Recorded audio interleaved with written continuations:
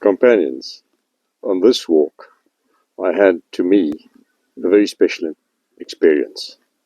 I came across a small herd of roan antelope. Unfortunately, they were in an open area, grazing, and as I tried to position to get a clear view of them for a nice photograph, they spotted me and they ran off. And by the time I activated my mobile phone, which I'm sorry to say is my best effort at photography, so please pardon me, most of them had disappeared. There were 4 of them, but I only managed to capture 2.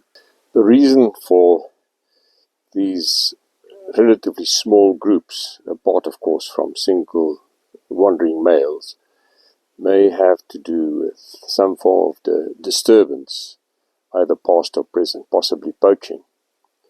I have downloaded a photograph from Wikipedia. I hope they don't mind, again, me sharing their information with you, because the picture I got was not good enough for you to see what the animal really looks like.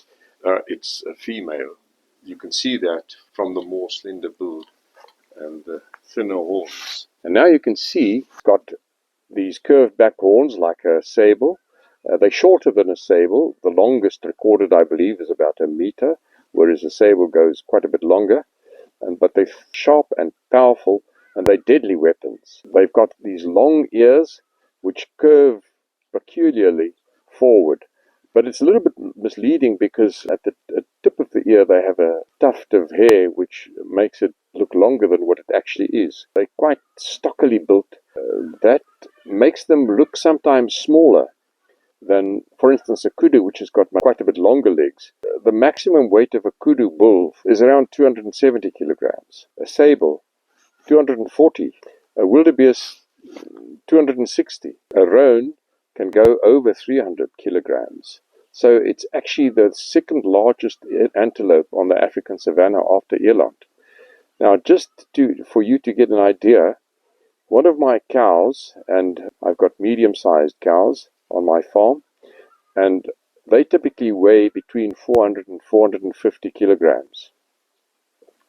But their calves, when I wean them, 220, 230 kilograms. So it just gives you an idea of the relative size of African antelope.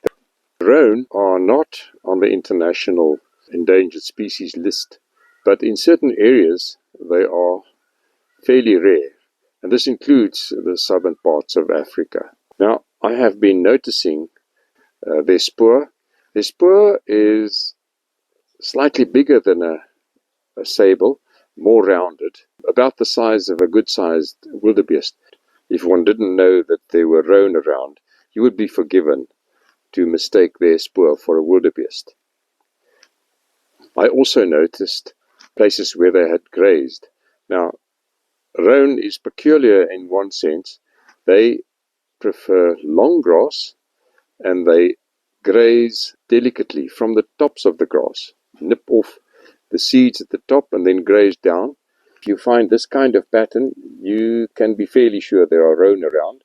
They're not close croppers like wildebeest or a zebra, or, for instance, buffalo will grip the grass around the middle with their tongue, and they will shear it off with their lower teeth. The elephant will simply pluck the grass out or break it off. So I noticed signs of their feeding.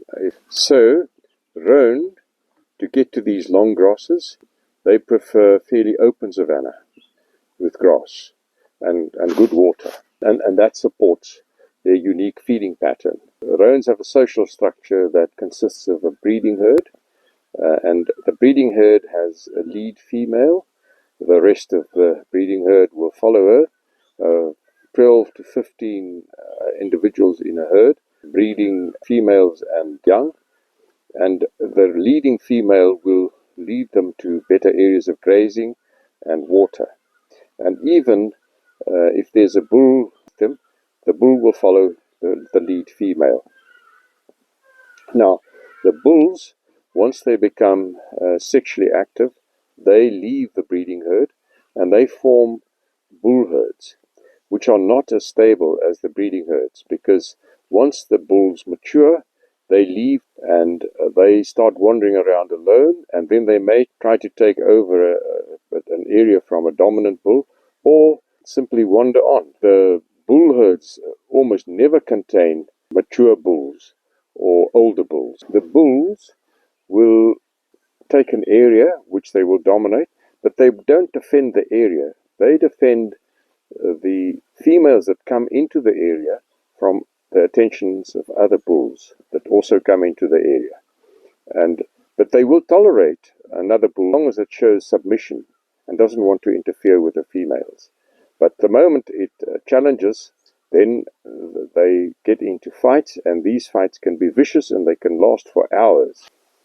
Companions, I hope you enjoyed this story about my special roan experience.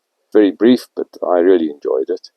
And I hope you will join me again next week. Good luck.